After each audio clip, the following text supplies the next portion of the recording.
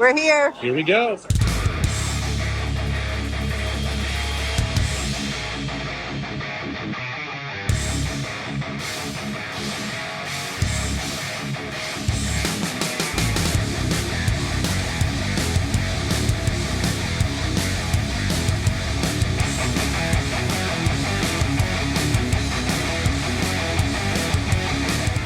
Hey guys, Metal Jesus here, and I am back in Japan. It has been 4 years since our last trip here, and we are very excited to be exploring this awesome country. In the previous video, we were in Kyoto, dealing with some serious jet lag and also the heat. We visited some shrines and hung out with some monkeys and even got to feed them. I recorded a podcast with Chuhai Labs and also did some karaoke for Kinsey's birthday.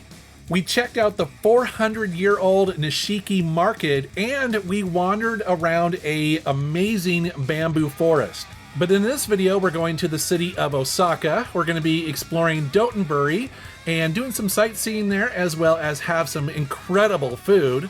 We're going to be going to Universal Japan and hopefully, if we're lucky, get into Super Nintendo World. Then we're going to take a day trip to the city of Kobe, where we're going to explore the Chinatown and have some tasty street food. We're also going to visit the official Nintendo store, as well as the Pokemon store and the Capcom store. They're all next to each other. And you guys know me, I'm going to do lots and lots of game hunting. Let's take a look.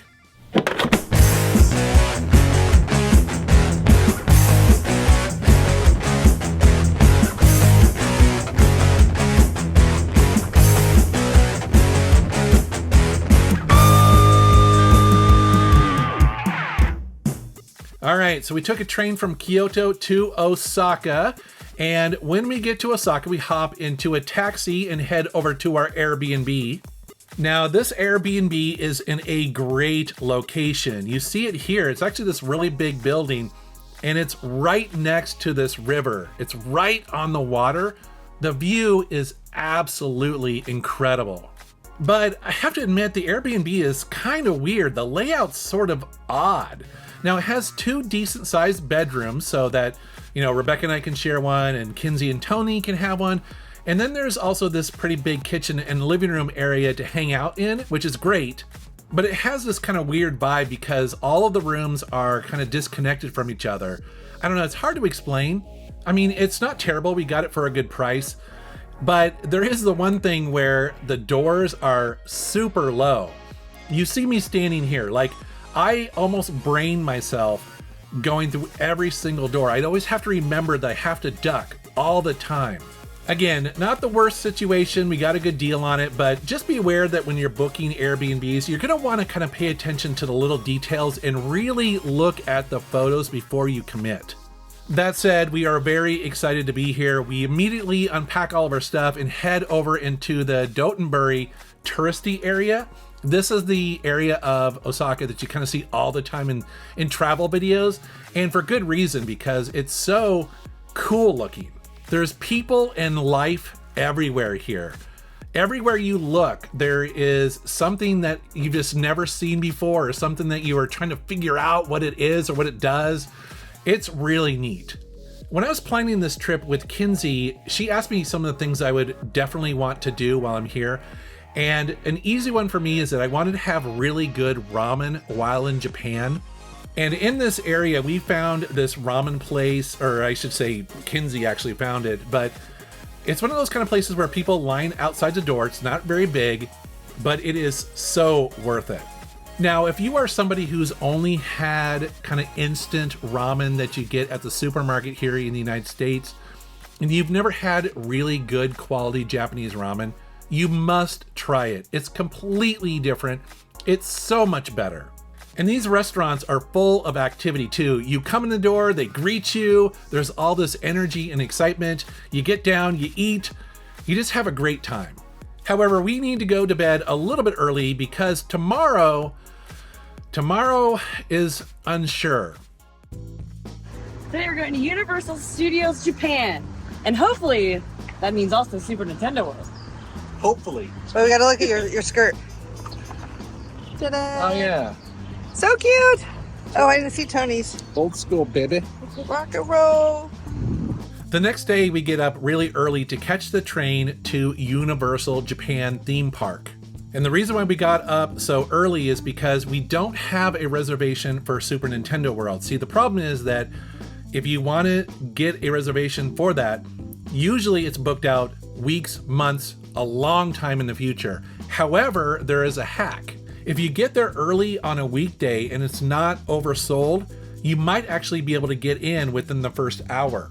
And so we crossed our fingers, and as soon as we walked into the park, we tried to get access to it, and we made it. So that's something to consider if you're not sure what your schedule is going to be, and thankfully we were able to get into Super Nintendo World.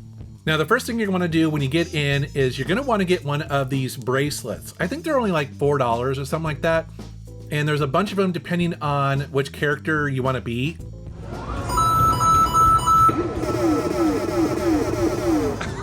Do it.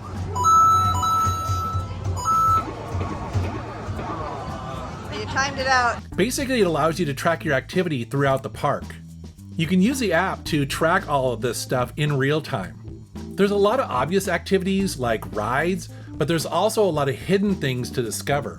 And so you'll want to have that little tracker on your wrist because you'll see on the app that there's just a ton of stuff to actually explore. Now, as far as rides go, we didn't go on a ton of them because as you can see, even for a weekday, even in the morning, it's pretty busy and the lines get super long. You can pay for, I forget what the tier is, but basically you can pay to skip the line, but it's really expensive. And so the main ride I was really interested in was the Mario Kart ride. And this is a really fun augmented reality racing shooting ride. However, it's nearly impossible to film while you're on it. You wear this augmented reality goggle over your eyes while racing and shooting in the game. It's completely overwhelming the first time you try it. It's hard to describe, and obviously I couldn't film it, but just be aware if you're going to go on this ride, it's really fun, but it's also incredibly chaotic, so you're probably going to want to ride it again just so you'll be able to understand what to do.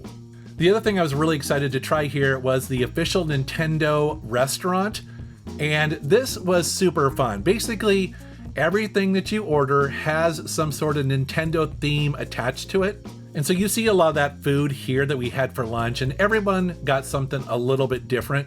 And I have to admit, it was very good. The cool thing is that you really have a ticket for all of Universal Japan, and Super Nintendo World is only one part of that.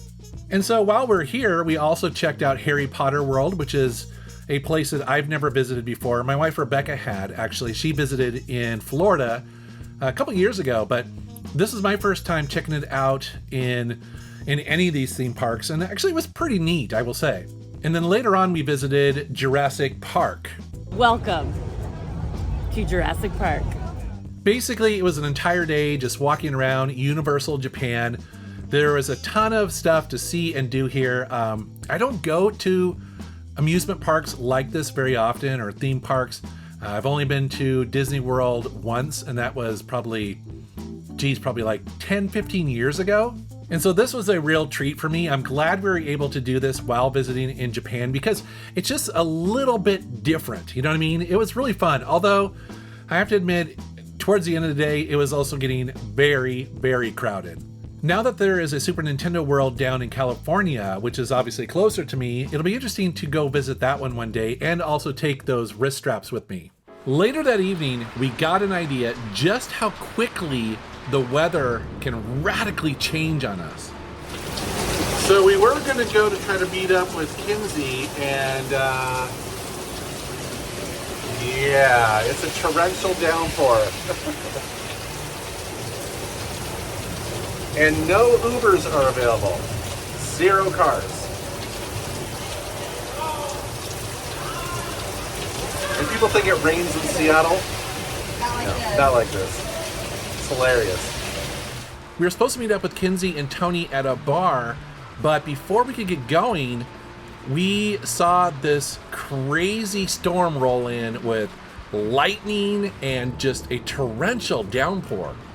Now, I'm from Seattle, okay? We know rain, but man, this is insane.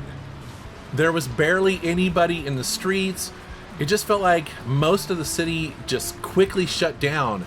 And the wild thing is, we didn't have to wait very long. I mean, literally about an hour later, it seems like the storm had just blown through, and then we were able to meet up with them. But man, it was crazy how quickly this could turn on you.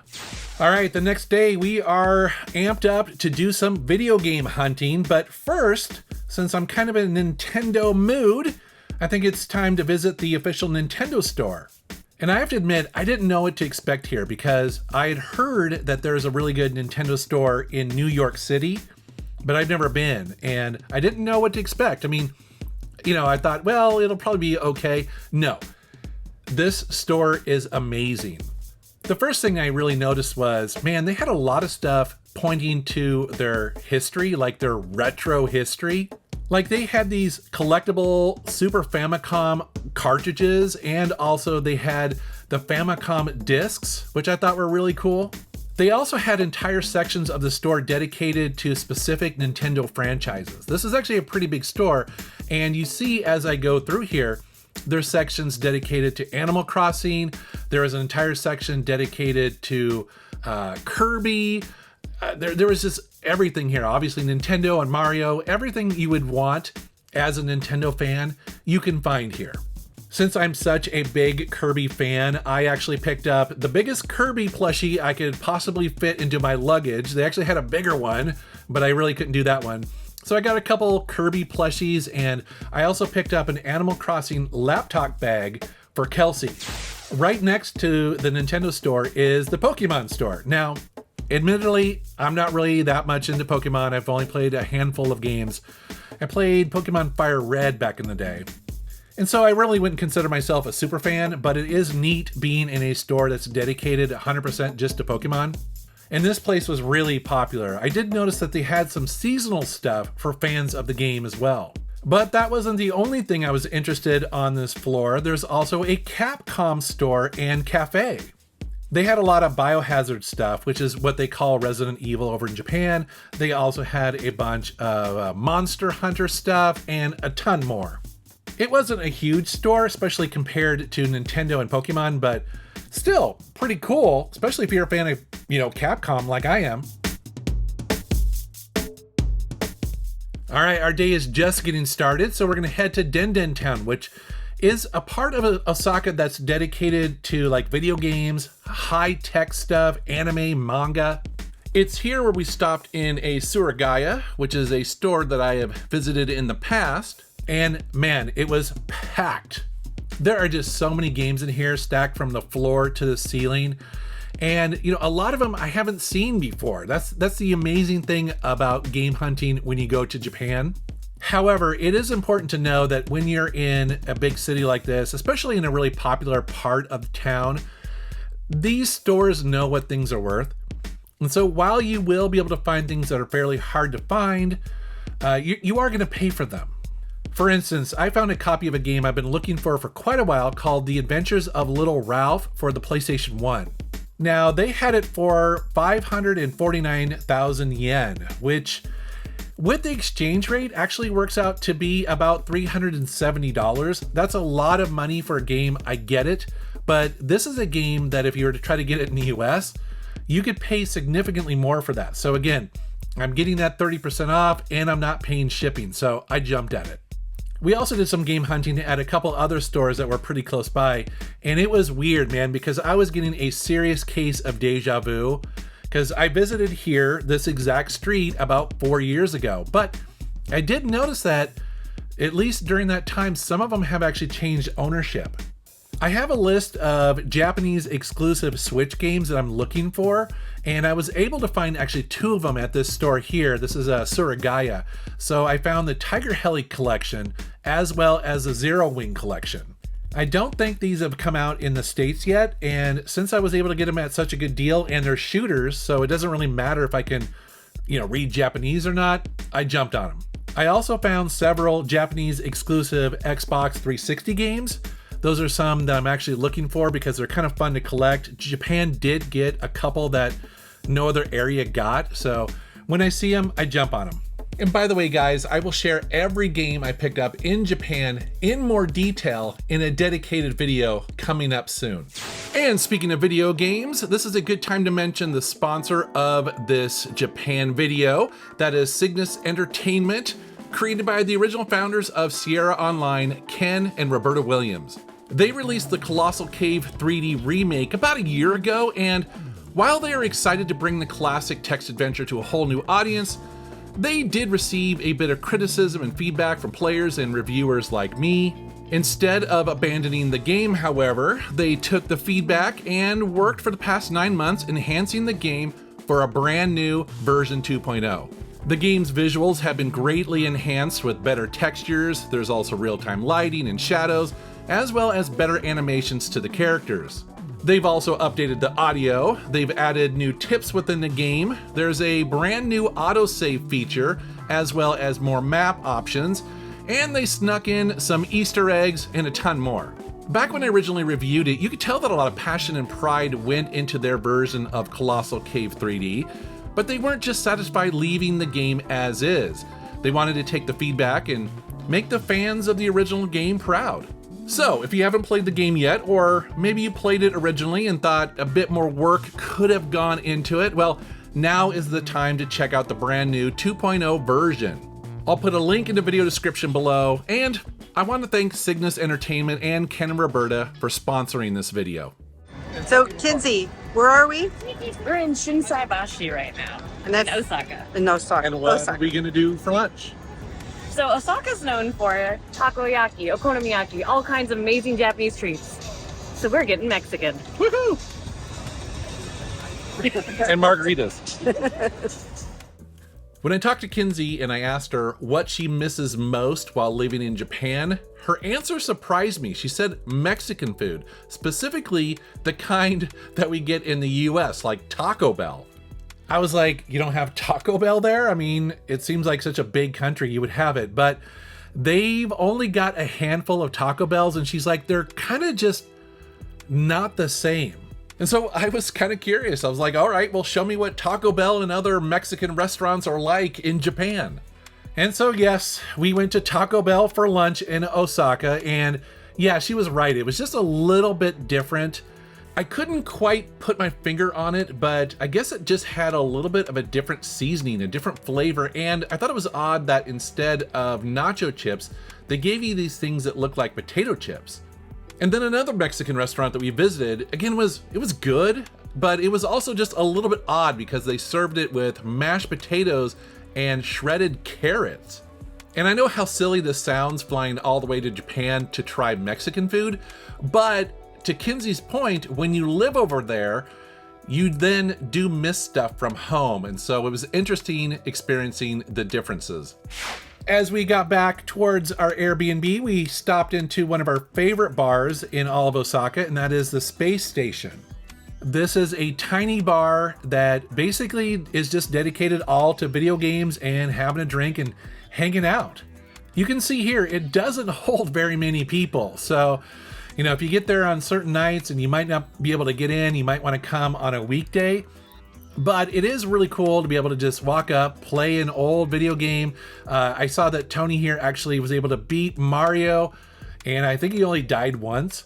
But yeah, good drinks, good people. You definitely have to check it out. What are we up to today? So today we're doing a day trip to Kobe. And fun fact, Kobe is Seattle's sister city. So I mean, we have to go there, right? Really? I had no idea. Today we're going to be taking an hour-long train ride to the city of Kobe. Kobe is another big Japanese city with over 1.5 million people, so it's slightly larger than Kyoto, but it's not as populated as Osaka because they have 2.7 million people. And just like every Japanese city that I've been to, you step off that train, you get up onto the street, and you are just surrounded by energy and life. It's fantastic. Our first stop is Chinatown for some tasty street food. Specifically, I was looking for some Szechuan food. Now, I don't know if I'm qualified to say this or not, but in general, I found that Japanese food is actually not really that spicy. I mean, sure, they definitely use wasabi, but In general, I found it that it's actually really not that spicy, and so I was kind of interested to try some more spicy street food. And the options walking around in this area were just completely overwhelming. There was so much to choose from here, and all of it was just really, really good. What do you got? I got a bunch of adorable buns. And I'm talking about these. As we were walking around kind of digesting our food a little bit, we wandered into a local mall, and at the top of it was yet another game store. They're kind of just everywhere. And that is the fun thing about traveling with Kinsey and Tony, because they are just as obsessed with game hunting as I am. So of course they are always interested in going here, taking a look. And again, I found some stuff that I hadn't seen before. You see it right here. I believe this series is called Oni Chanbara, and here you see a Japanese version of it on the PSP.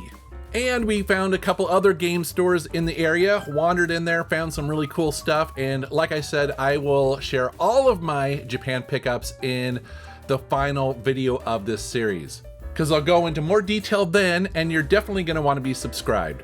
After that, we wandered down to the Kobe waterfront, and you can definitely see here why this is considered Seattle's sister city.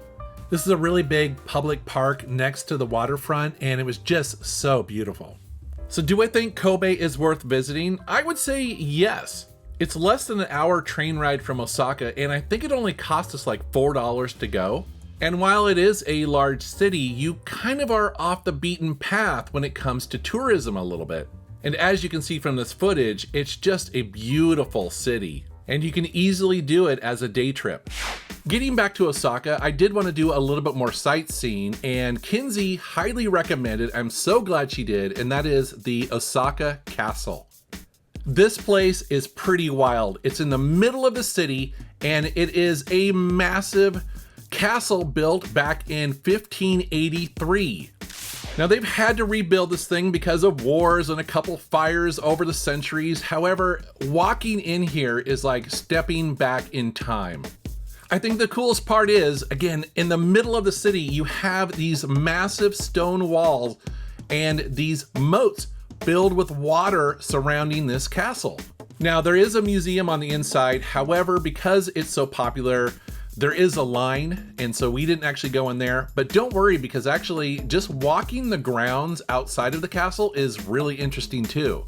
For one, you just get amazing 360-degree views of the entire city. And walking along the path, you'll see these little hidden shrines.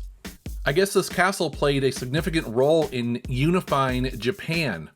And it's free to enter the park and go around and view the castle. So, I mean, if you're going to be in Osaka anyways, I highly recommend it. So anyways, guys, that is our trip to Osaka, Japan, but we are not done, not by a long shot. In the next video, we're going to be taking a bullet train to the massive city of Tokyo. We're going to go up in the Sky Tower and see the entire city from up there. It's amazing. We're going to venture into Akihabara, where all the video games are hiding out. We're going to take a day trip to Yokohama, where we're going to visit the Ramen Museum, as well as check out that massive life-size Gundam robot. This is amazing. And we're going to do so much more, so you're going to want to be subscribed. And always, guys, I want to thank you for watching my channel. Thank you for subscribing, and take care.